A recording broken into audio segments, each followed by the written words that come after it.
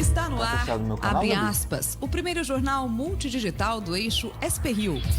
Abre aspas. Apoio Sicredi. Gente que coopera, cresce. Quarta-feira, 3 de junho, ao vivo pelos Facebooks da SP Rio Mais e do Jornal Vale, está no ar o Abre aspas, direto dos estúdios da SP Rio Mais, no Jardim Aquários, em São José dos Campos, São Paulo. Os destaques desta edição: Brasil, São Paulo e RM Vale registram recorde de mortes em 24 horas. Brasil ingressa em consórcio global para produzir vacina. Após flexibilização, taxa de isolamento cai no Vale do Paraíba. São José dos Campos retoma hoje trabalho nas escolas municipais. Com ameaças de prisões, Estados Unidos vive rotina de protestos intensos. Essas e muito mais notícias no Abre aspas de hoje, logo após o comercial. Fique com a gente.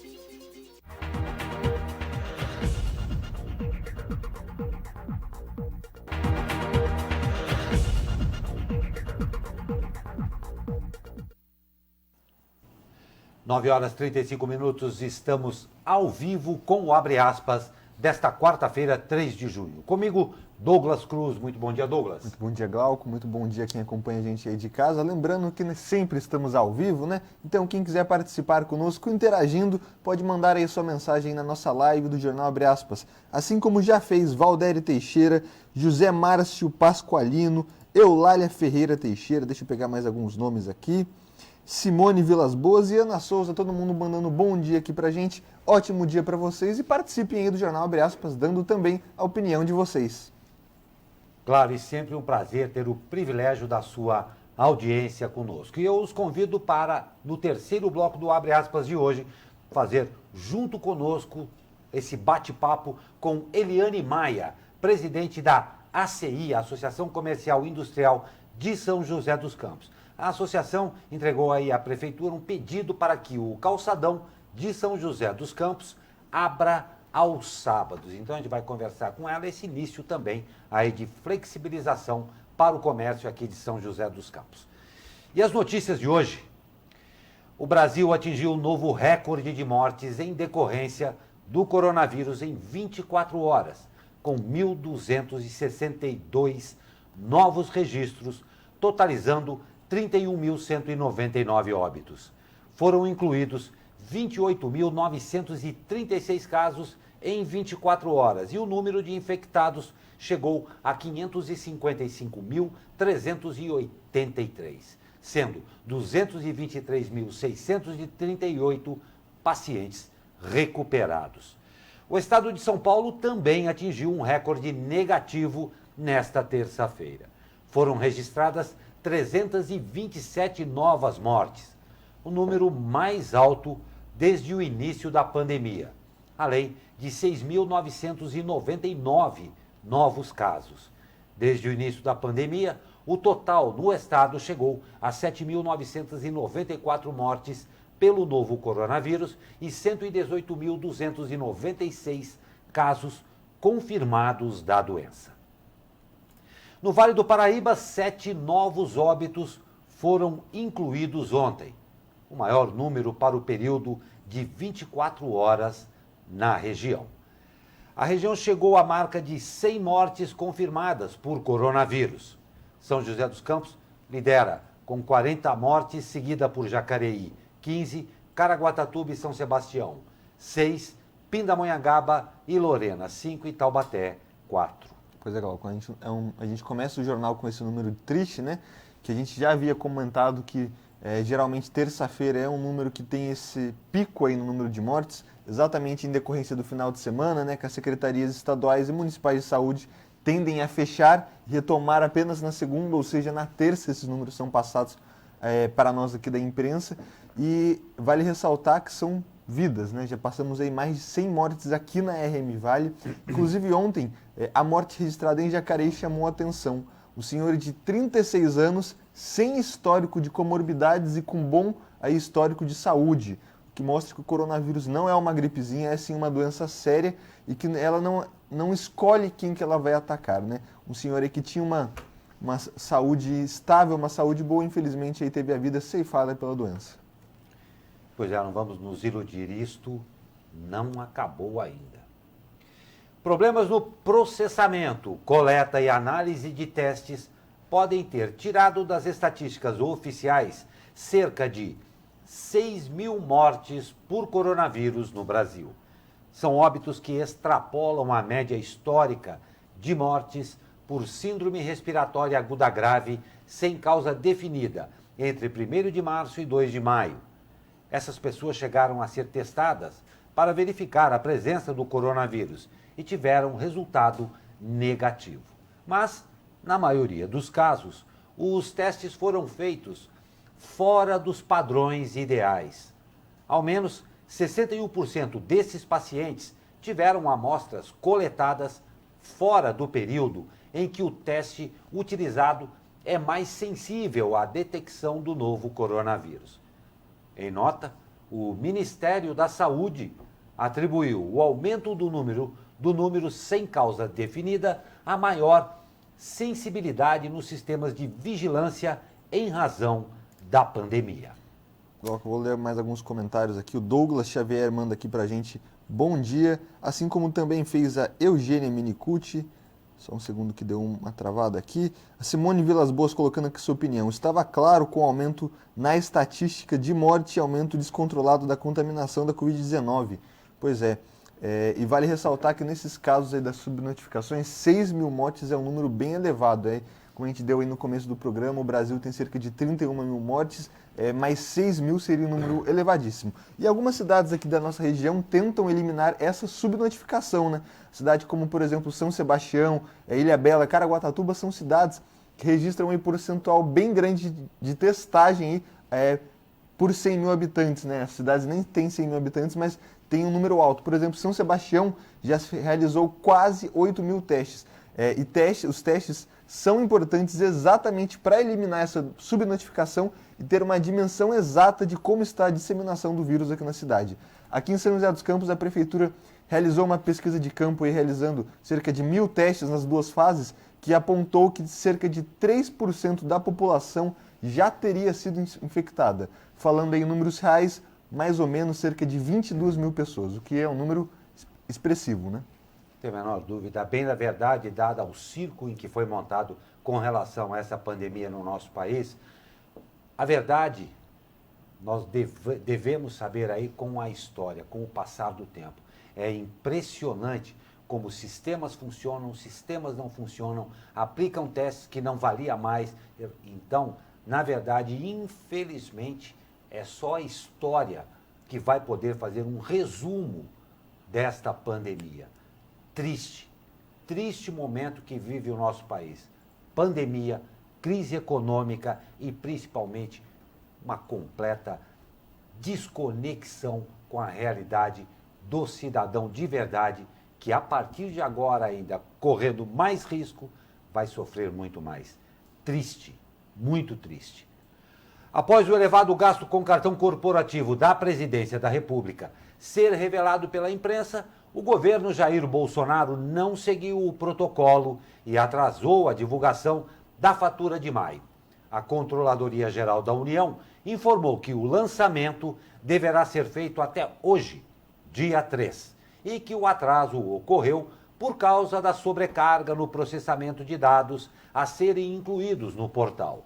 De acordo com o portal da Transparência, em média, o presidente Jair Bolsonaro gasta R$ 709.600, mais do que as gestões de Dilma Rousseff e Michel Temer. Pois é, Glauco, aí nos 3 primeiros meses desde 2020, o presidente Jair Bolsonaro registrou os maiores gastos no cartão corporativo desde 2013.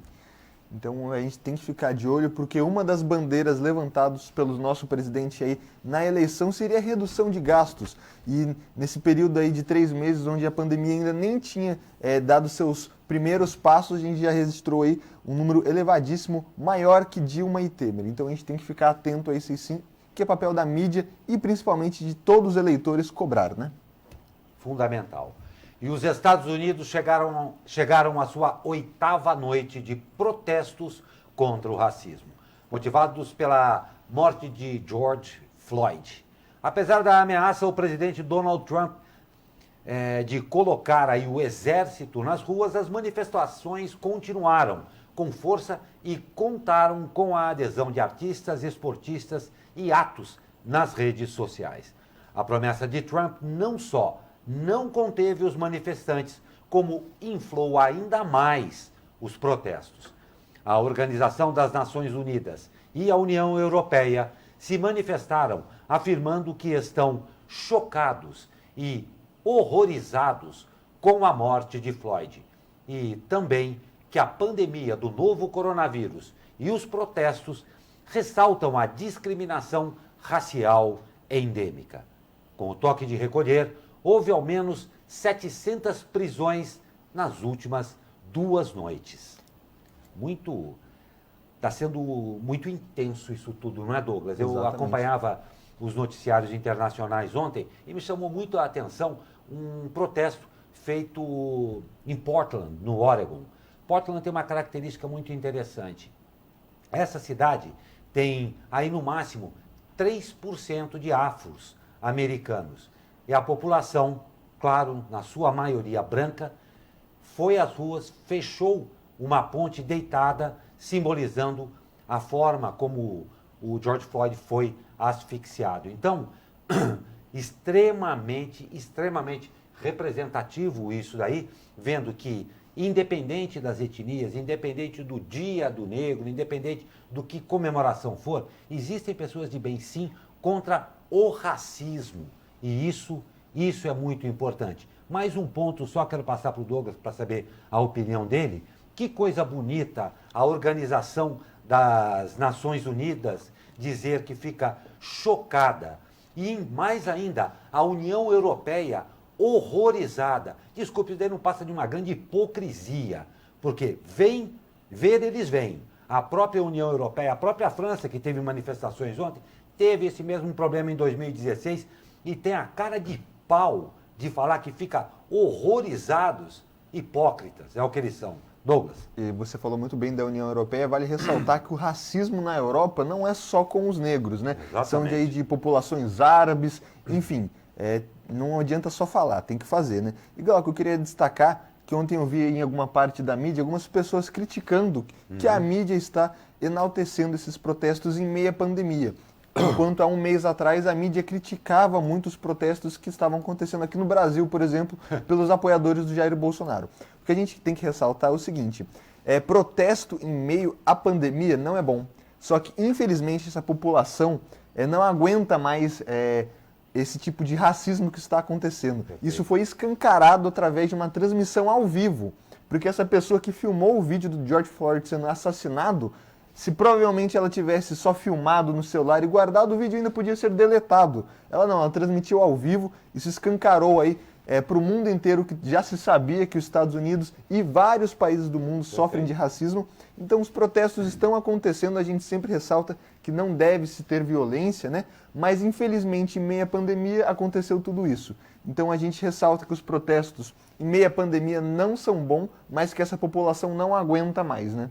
Não tem a menor dúvida. E para concluir, não se trata de um protesto contra a morte específica de uma pessoa, é um protesto contra o racismo, contra o ato do racismo e o ato de violência inerente ao racismo. Então, desculpe, em alguns momentos essa comparação fica esdrúxula, para não dizer de mau gosto. E o INEP ampliou, nós vamos com a opinião do nosso querido e saudoso aqui, estamos com saudade dele, nosso comentarista convidado, doutor Sebastião Domingues. Bom dia a todos, bom dia Glauco, bom dia Douglas, caros internautas. Hoje falando aqui da cozinha, viu? Tá uma bagunça a minha casa, mas vai melhorar.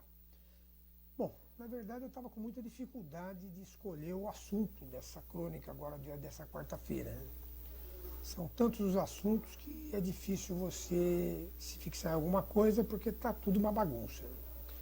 Mas eu andei meio preocupado com as manifestações que estão ocorrendo, né, que continuam ocorrendo nos Estados Unidos com relação à morte daquele negro por aquele policial, né, o Floyd, né. E fiquei pensando o seguinte, né? Pouco tempo atrás a gente teve manifestações dos coletes amarelos na França. E, na verdade, essas manifestações todas, né, elas não ocorrem por um único fato ou por um único evento. Né? Não foi a morte totalmente absurda desse americano que provocou toda essa revolta. Quer dizer, o que provoca as revoltas é uma série de fatos, uma série de situações que a população se sente, situações nas quais a população se sente oprimida, esquecida, vilipendiada, humilhada, seja lá de que forma for.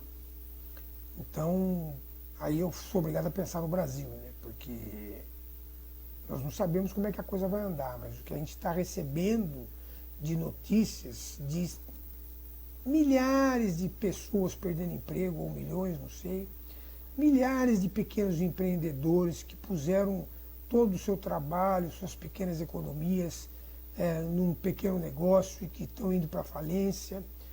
Milhões de pessoas no Brasil que vivem, na verdade, na marginalidade econômica, quer dizer, que têm atividades teoricamente invisíveis ao Ministério da Fazenda, mas que estão aí vendendo sua coisinha na esquina, fazendo uma faxina, quer dizer, um monte de serviços informais da economia. Então, a minha dúvida é, será que daqui a alguns meses, quando o desemprego bater forte, essas pessoas dessa economia informal estiverem com a sua atividade pessoal muito abalada, o que nós vamos ter? O que vai acontecer quando chegarmos nessa situação? Né? Será que a gente vai ter um estopim qualquer e de repente teremos aí uma revolta popular? Eu realmente não descarto essa hipótese. Mudando um pouquinho de assunto, vamos falar um pouquinho de Covid, porque é importante as pessoas entenderem que o número de casos, né, vai continuar crescendo. Né? Esperemos que numa velocidade menor, mas enquanto não houver vacina, enquanto toda a população não for contaminada, vai continuar havendo o aumento do número de casos. Né? É possível, inclusive, ver isso mesmo em São José, nesse gráfico aí que eu estou colocando, do número de pessoas infectadas, não, o número de pessoas confirmadas por exame com Covid por dia. Quer dizer, o gráfico mostra quantas pessoas por dia são consideradas positivas para o Covid-19 e a gente vê que é uma curva em ascensão e deve continuar assim enquanto não houver uma vacina ou enquanto toda a população não for contaminada. O importante é que essa curva seja lenta para que nós tenhamos condição de atender as pessoas que precisarem de unidade de terapia e outros cuidados mais importantes. Tá bom? Então não se assustem porque vai continuar subindo. Tá? Esperemos com uma velocidade menor. Tá bom? Bom dia a todos. Excelente quarta-feira. Obrigado, doutor Sebastião. Como eu disse, estamos saudosos aqui da sua presença na bancada, mas sabemos que em breve tudo voltará ao normal. Muito obrigado. E o INEP ampliou para o dia 10 deste mês o prazo para pagamento do boleto do Enem 2020. Os novos boletos serão disponibilizados a partir de hoje, e para acessá-los é necessário que os candidatos inscritos, claro, entrem na página do participante e gerem um novo documento de pagamento. Segundo o INEP, mais de 5.700.000 pessoas já tiveram suas inscrições confirmadas. E aqui vale uma nota aqui. Isso foi prorrogado porque a crise econômica já se faz notar e mais de 300.000 candidatos se inscreveram e não pagaram. Daí não tem nada repetindo de bonzinho na coisa. Eles querem e precisam receber. Então foi ampliado só por isso. Não é para você ter mais tempo, não. Muita gente não teve dinheiro para pagar os R$ 85. E ficamos com a patetada da prorrogação do prazo, como se isso fizesse milagres. E prorrogação do prazo que a gente nem sabe quando vai acontecer o Enem, né, Glauco? Exatamente. É impressionante que em meias indefinições o Ministério da Educação não se pronuncia de quando vai acontecer. O presidente da República teve que dar uma um pronunciamento falando aí que pretende que seja feito ainda este ano, ou seja, entre novembro e dezembro. Agora, o ministro da Educação apenas prorrogou o prazo entre 30 e 60 dias após o Senado fazer uma pressão, né? E não temos aí a data oficial do Enem ainda, o que é péssimo para quem está se preparando. Olha o tamanho da confusão em que nós nos encontramos. Detalhe, pode e pelo jeito vai piorar muito. Nós vamos para um rápido intervalo e convido e ratifico o convite para você para no terceiro bloco do Abre Aspas de hoje fazer conosco aqui esse bate-papo com Eliane Maia, presidente da ACI de São José dos Campos, que aí entregou à prefeitura um pedido para que o calçadão de São José dos Campos funcione aos sábados. Rápido intervalo e já voltamos. Fique com a gente.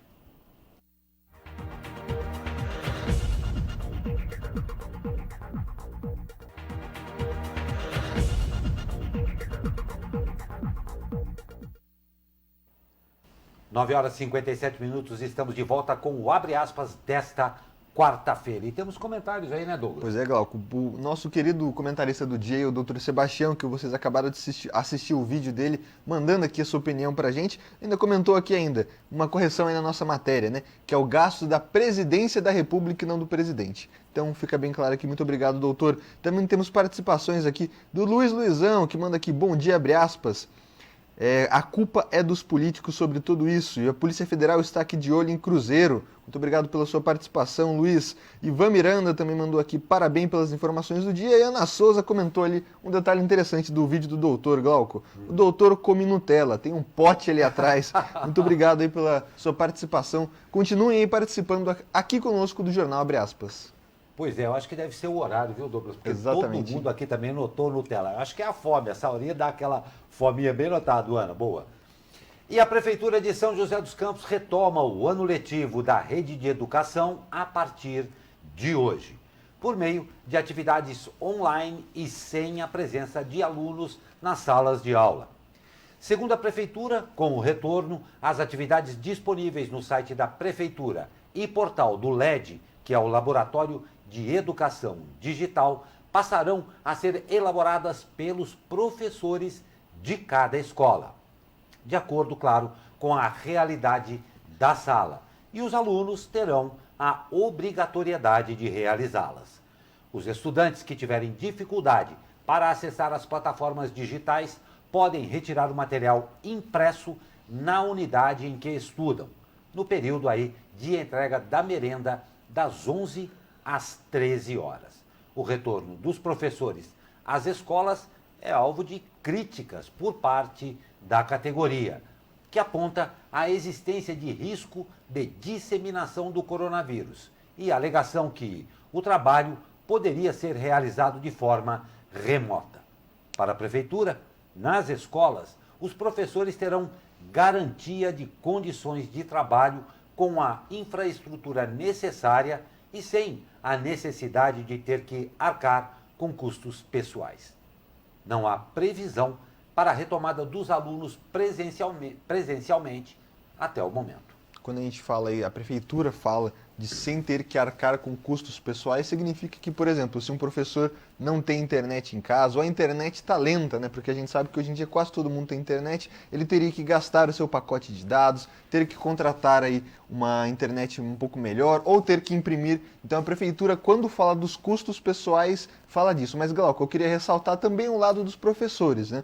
Muita gente pensa que os professores da rede municipal são só aqueles professores velhos de casa. Não, nada disso. Tem muito professor na rede municipal que é novo, que tem filho pequeno e as creches não estão funcionando. Então tem que se pensar nesse momento de todos os lados, né? Não só também do lado da prefeitura, que tenta fazer esse retorno para que se cumpram os dias letivos do ano, tenta tirar os custos pessoais, mas a gente sabe que também tem um outro lado que não dá para ser feito ainda. Onde vão ficar os filhos dos professores que têm filho, né, e voltam ao trabalho? Vão com eles para o trabalho? E os alunos, né? A gente comentou aí, você acabou de ler muito bem na matéria, Galco, que quem não puder ter acesso à internet pode retirar o material impresso a casa. Então o aluno indo lá todo dia também não é uma forma de contágio do coronavírus. Enfim, os meios específicos têm que debater sobre o tema, temos que ver semana a semana como será esse retorno gradual, se deu certo ou não. Pois é, Douglas, você sabe uma coisa que é triste, é engraçado para a gente não chorar, a verdade. O nosso governo trata tudo como categoria. Ele esquece que as categorias são compostas por seres humanos que têm responsabilidades, que têm, por incrível que pareça, família. Os professores, eles não estão lá, robozinho, professor, pronto para ir. Ele tem família, ele teve um monte de dificuldades com isso, está tendo... É impressionante isso daí. Não, tal categoria pode voltar ao trabalho. Pô, o cara tem filho em casa, vou deixar onde? Empacotar em papel bolha e botar no freezer até eu voltar? É dantesco o que está acontecendo. E como já visto, a reabertura do comércio nesta segunda-feira levou milhares de pessoas às ruas no Vale do Paraíba. E agora temos os números oficiais do CIMI, o Sistema de Monitoramento Inteligente do Governo Estadual. No dia da flexibilização da quarentena, a taxa de isolamento despencou, chegando a atingir 45% no Vale do Paraíba. A menor taxa foi registrada em Guaratinguetá, com apenas 45% se mantendo na quarentena. Taubaté vem em seguida com 46%, Lorena 47%, Jacareí 48% e São José dos Campos, Pindamonhangaba e Caçapava com 49%. No litoral norte, Caraguatatuba registrou 51%, Ubatuba 56% e São Sebastião teve novamente a melhor média do estado, com 60% da população em casa. Glauco, prefeito de comparação, São José dos Campos, uma cidade aí com cerca de 721 mil habitantes, segundo o IBGE no último censo aí, teve uma mudança aí nos fins de semana de 55% no domingo, por exemplo, para 49% da flexibilização segundo o CIMI. Isso representa mais ou menos, Glaucos, 43 mil pessoas a mais nas ruas. Então, toda aquela gente no calçadão aí, a gente está contando, em média, segundo o CIMI, cerca de 43 mil pessoas a mais que saíram de casa no domingo para segunda. Pois é, vamos ver no que vai dar isso, né? Exatamente, Pois exatamente. é. Prometido pelo prefeito Ortiz Júnior em 2012, o viaduto duplicado do Cidade Jardim será entregue hoje em Taubaté. A previsão é de que as duas novas pistas estejam livres para a circulação de veículos a partir do meio-dia. Nesta manhã, vistoria técnica está sendo feita no local. Com a liberação das duas novas estruturas, o viaduto antigo será interditado e deve ser demolido no mês que vem. As obras do entorno ainda não foram concluídas. As etapas que faltam incluem a finalização das contenções abaixo das pistas, acabamento das laterais exteriores, conclusão dos dispositivos de drenagem, entre outros. A Prefeitura de Taubaté informou que ainda deve promover ajustes nos tempos semafóricos dos equipamentos e instalar no local um novo sistema inteligente para adequar o tráfego de veículos. A duplicação do viaduto do Cidade Jardim foi prometida pelo prefeito Ortiz Júnior ainda na campanha de 2012. No primeiro mandato do Tucano, o projeto ficou marcado pelo intenso vai e vem de quem iria custear a obra. No segundo mandato, iniciado em 2017, Ortiz incluiu a obra no pacote do empréstimo do CAF e deu início às obras somente em março de 2019. É importante a gente ficar atento nessa notícia, sabe? Porque esse ano, 2020, provavelmente estamos aí em ano eleitoral, né? E a gente tem que questionar os prefeitos, os vereadores, as promessas que eles fazem. Ortiz Júnior, em 2012, aí, prefeito de Taubaté, prometeu fazer esse viaduto. Pois bem, aí apenas em 2020 temos a conclusão dele. Por quê? Porque logo após que ele ganhou a eleição, não sabia quem iria custear o viaduto. Ele chegou a falar que seria CCR Nova Dutra, porque é um viaduto que passa pela Dutra. Depois falou que seria aí, através de um arremate do Via Vale Garden Shopping ali da região, em troca de uma dívida que o shopping tinha com a prefeitura, enfim. Foi nesse vai e vem até que ninguém quis pagar, ele pegou o empréstimo do CAF, a prefeitura vai ter que pagar e saiu em 2020. De 2019 para 2020 a obra foi rápida, mas todo esse tempo aí ficou na promessa, né? Enfim. Pois é, Douglas, vou fazer uma pergunta a você que nos acompanha aqui. Tudo isso que o Douglas falou é fato. Agora, essa história toda aqui, não estou falando só do Ortiz de Taubaté, não. Essa história toda, na sua vida aí como um eleitor, quantas vezes você já viu? Responde aqui pra gente, porque estamos vendo a história se repetir. E como o Douglas muito bem lembrou, se é que vai ter, né? Porque o fundão lá está garantido da eleição para eles. Se é que vai ter eleição esse ano, a história, a papagaiada, a prosopopeia é a mesma. Então, veja aí quantas vezes nós já vimos essa mesma história. Exatamente, Glauco. Vale a nós aqui ressaltar, por exemplo, se um provável candidato chegar em você e falar que vai fazer isto, pô, pode ser uma obra bacana, muito legal, mas pergunte, como você vai fazer isso? Já tem na meta? Da onde vai sair o dinheiro? Quem vai pagar a obra? Como será feito o tempo? Porque às vezes a gente vê muitas promessas que realmente, se virem a ser concluídas, podem ser muito boas para a cidade, para o estado, para o país. Mas como é que vai ser concluído isso? Com que dinheiro? Como? Quem vai pagar? Enfim. Exatamente. Eu estou esperando agora, com essa patetada que virou o Brasil, vai aparecer um político que ele vai falar que, se eleito for, vai baixar um decreto que não vai mais ter pandemia. No mundo inteiro. É esse o nível de boa parte dos nossos políticos no Brasil, infelizmente. Um homem de 26 anos foi preso com cerca de 60 quilos de maconha na noite de ontem, no bairro Enseada, em São Sebastião. A droga estava escondida embaixo de um berço na casa do suspeito. A Polícia Civil chegou até a casa por volta das 19 horas, após denúncia anônima.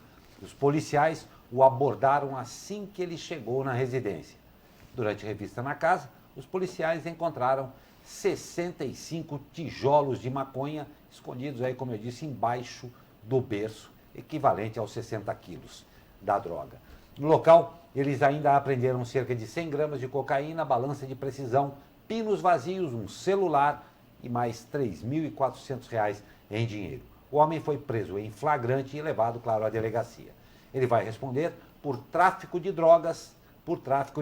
Segundo a Polícia Civil, o suspeito já tinha outras passagens criminais. Lembrando que o crime não parou ainda, não, Exatamente. Né? O crime não parou, nem o trabalho da polícia, né, Glauco? Muito interessante o trabalho da polícia, que ficou aí de campana depois de uma denúncia na casa do homem, esperando o homem retornar para pegar ele no pulo do gato aí. E, Glauco, outra notícia interessante, né? Cerca aí de 4.000 policiais aqui do estado de São Paulo estão entre os suspeitos ou confirmados do coronavírus.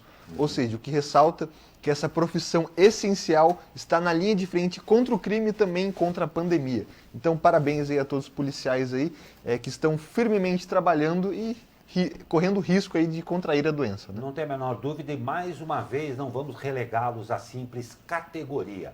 São seres humanos desempenhando uma função, esta sim, essencial à sociedade e, na maioria das vezes, não tem o reconhecimento devido. Vai aqui um bravo a todos os nossos policiais que fazem de manhã à noite essa segurança que nos é vital. Muito obrigado a todos vocês. Rápido intervalo e voltamos com o tempo e, claro, entrevista, um bate-papo com Eliane Maia, presidente da Associação Comercial e Industrial de São José dos Campos, sobre esse pedido para a volta aí do trabalho no calçadão aos sábados. Rápido intervalo e já voltamos. Fique com a gente.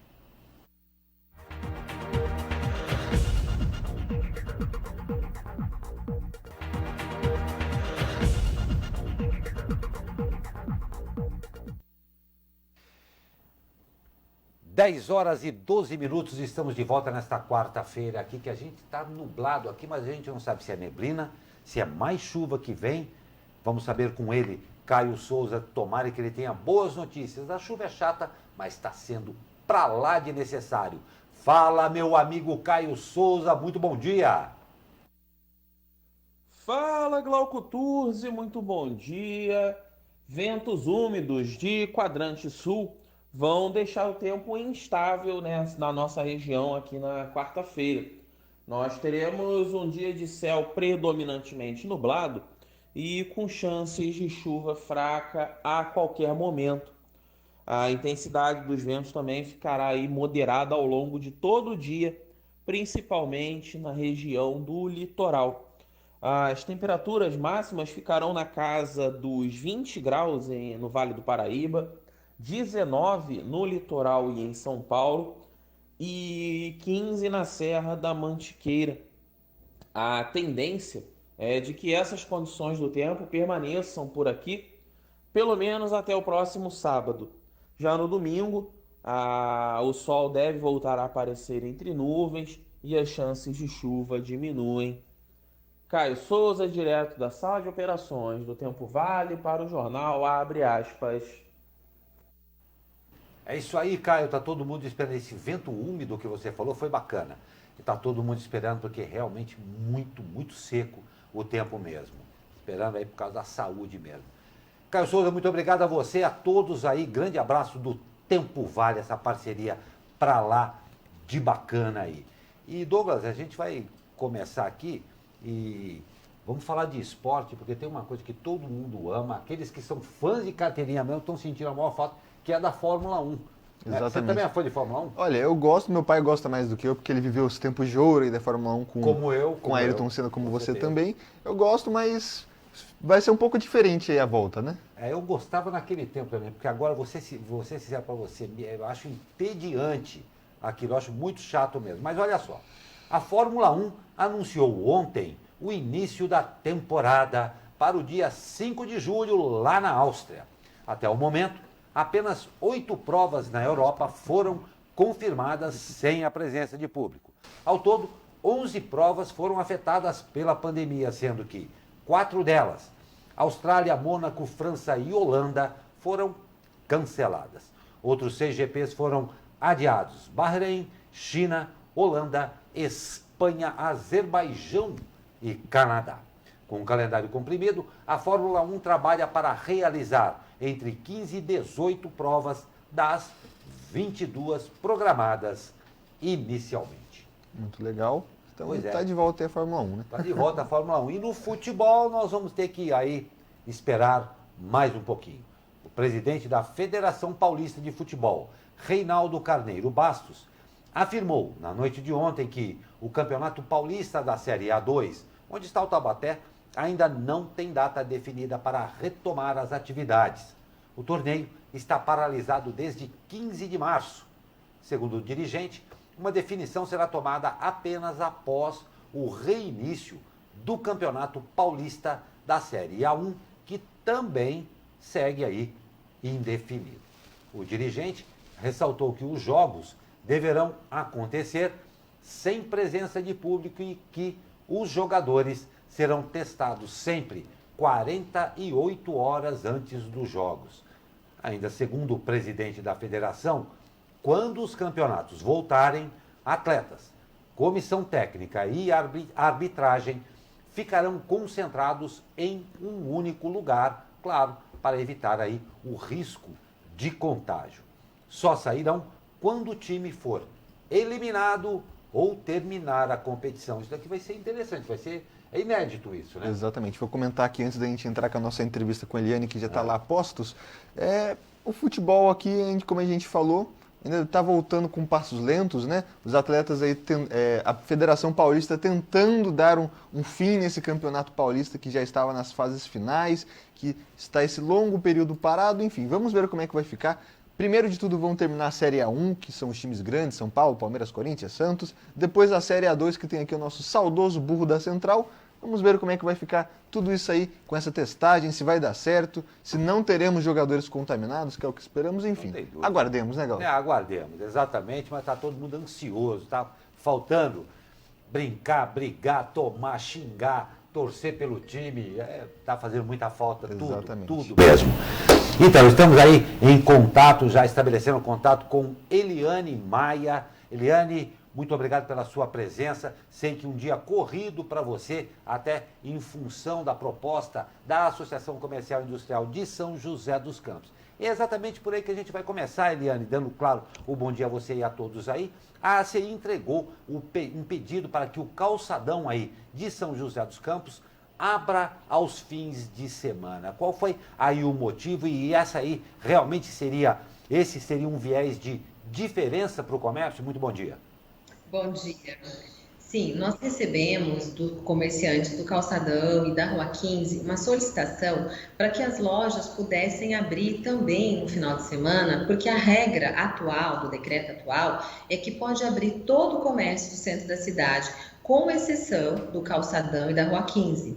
Então, as lojas que estão situadas nesses corredores comerciais, elas estão se sentindo prejudicadas por não poderem abrir aos sábados, porque nós temos lojas que, por exemplo, ela tem uma porta para o Calçadão, a outra porta para a Rua Vilaça. Essa pode abrir, ela abre só da Rua Vilaça. Outros não têm essa possibilidade. Alguns são de esquina. Uma esquina dá com o Calçadão, a outra esquina dá com a Siqueira Campos. Pode abrir também. Então, o que nós estamos pedindo é uma análise para o comitê sanitário para verificar essa possibilidade de estabelecer regras únicas para todas as lojas do centro da cidade.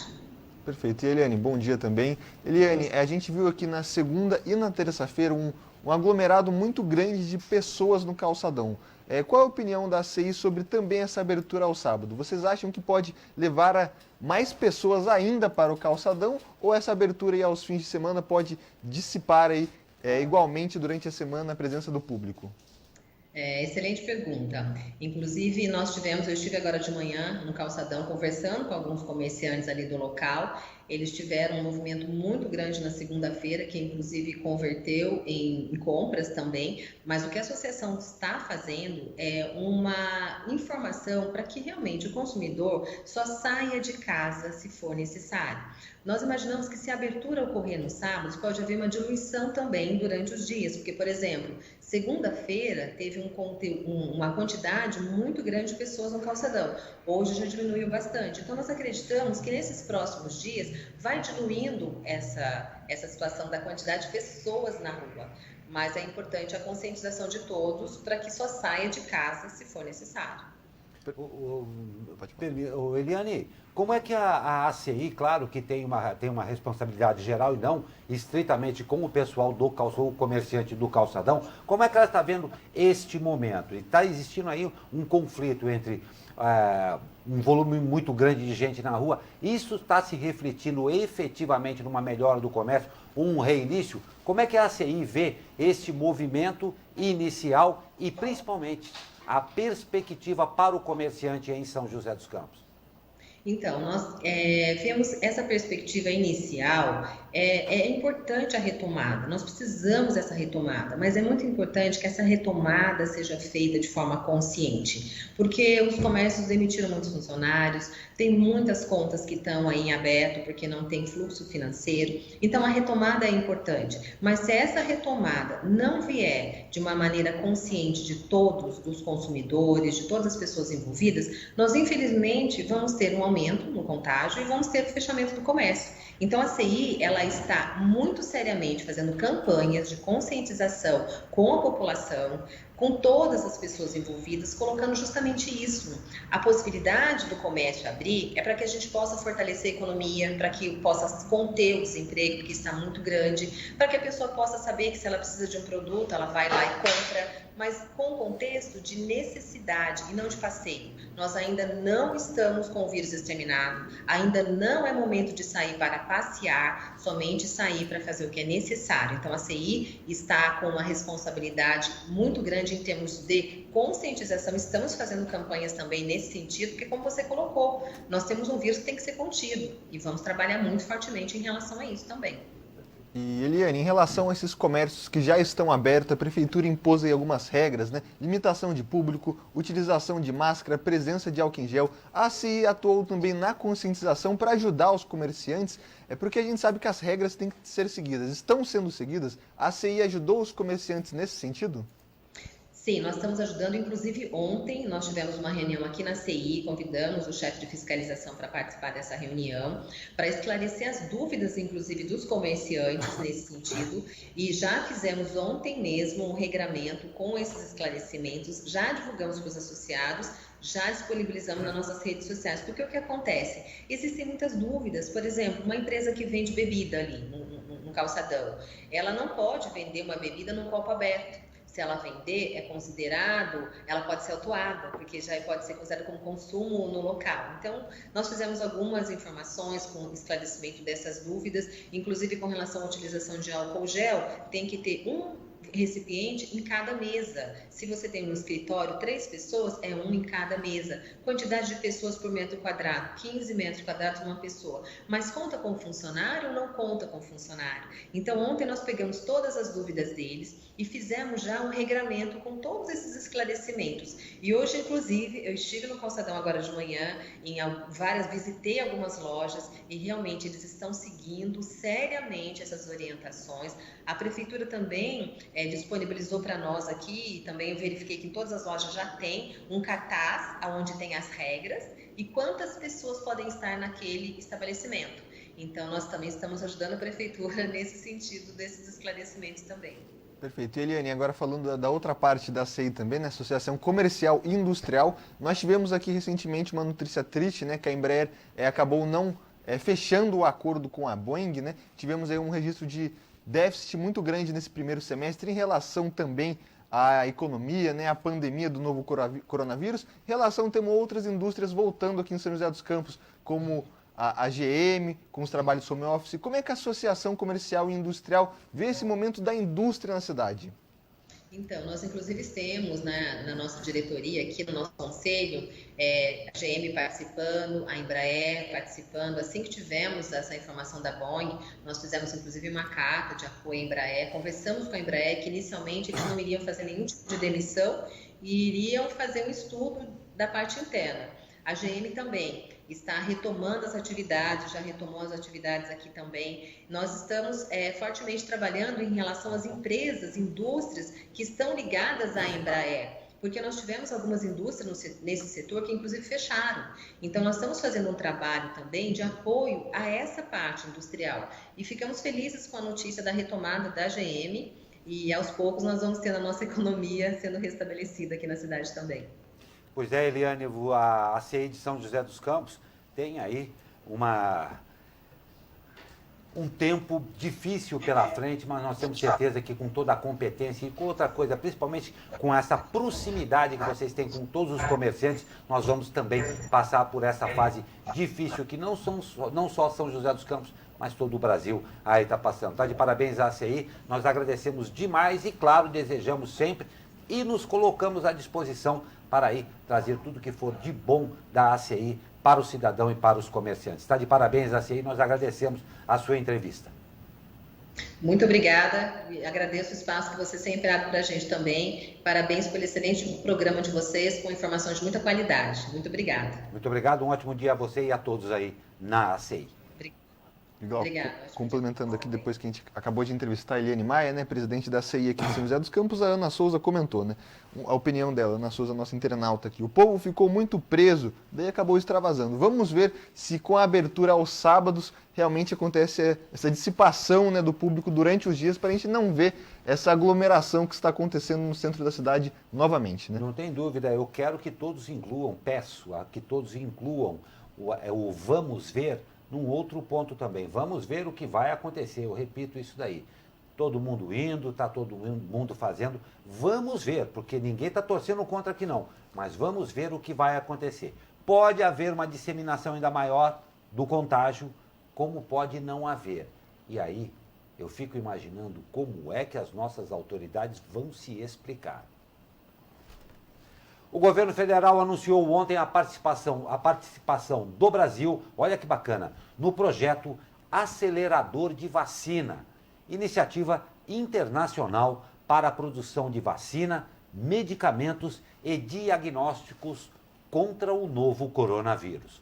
O projeto conta com a adesão de mais de 44 países, empresas e entidades internacionais, incluindo a Organização Mundial de Saúde.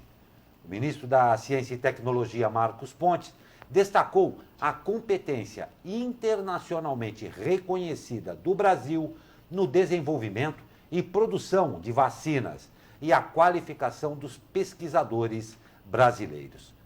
Segundo ele, a expectativa é de que o país, participando dessa iniciativa, possa ter acesso mais rápido à futura vacina contra contra o vírus. O governo informou que a Biomanguinhos, unidade produtora de imunobiológicos da Fundação Oswaldo Cruz, a conhecida Fiocruz, é uma das instituições com capacidade de produzir a vacina no futuro. Além de participar do acelerador de vacina, o ministro Ernesto Araújo informou que o país também estabelecerá cooperação bilateral com outros países que desenvolvem estudo na área. Este é o país que nós queremos atuando. Indiscutivelmente, nós temos sim grandes pesquisadores totalmente capazes de participar disso daí. Tudo o que nós queremos é que nós sejamos alçados a isso aí, a quem resolve o problema, e não quem tem que ir de chapéu na mão pedir para ser ajudado no problema. E o Brasil nos sobra capacidade para isso, não é, Douglas? Pois é, Glauco, muito importante essa notícia por duas frentes, né? Uma que o Brasil tem aí, como ministro da Tecnologia, Ciência e Tecnologia, Marcos Ponte, brilhante astronauta, falou aqui, né? O Brasil pode desenvolver a vacina, ou seja, uma das iniciativas que está sendo tomada frente pelo Brasil é criar uma vacina. E o segundo ponto, que também é muito importante, vamos supor que os Estados Unidos, que faz parte dessa comissão, cria uma vacina. O Brasil, então ele envia os dados dessa vacina para o Brasil, então a Fiocruz pode produzir essa vacina aqui. O que significa que a gente não vai precisar esperar os Estados Unidos produzir um lote e enviar para o Brasil. Isso é muito importante e o que todo mundo espera que essa vacina saia logo, né? Não tem a menor dúvida, não tem a menor dúvida. Parabéns aos bravos brasileiros de verdade que vão enveredar este bom combate aí pela proa. E a gente tem terminado aqui o nosso querido abre aspas de todos os dias, há 2 dias lá no espaço, com o xará do meu amigo Douglas aqui, que já está em órbita lá na estação espacial. Hoje a gente vai mudar um pouco, nós vamos lá para o mar, e lá para o mar de Ilhabela. Olha só, 4 baleias jubarte foram flagradas entre domingo e segunda-feira lá em Ilhabela, no litoral norte aqui de São Paulo. Os animais foram vistos saltando em frente à Toca do Cação. Olha que linda a imagem aí. Os registros são aí de Júlio Cardoso, fundador do projeto Baleia Vista, que tem o objetivo de monitorar, registrar e levantar informações sobre as espécies de baleias e golfinhos que frequentam a região aí de São Sebastião e Ilhabela. E olha que bacana, em 2019 o projeto contabilizou 350 animais passando aí pela região do litoral norte paulista. E aí, conforme a matéria do G1, neste ano, segundo o observador, foram 9 até esta segunda, número semelhante ao mesmo período de 2019. Por isso, a expectativa é de que as visitas sejam mais constantes daqui para frente.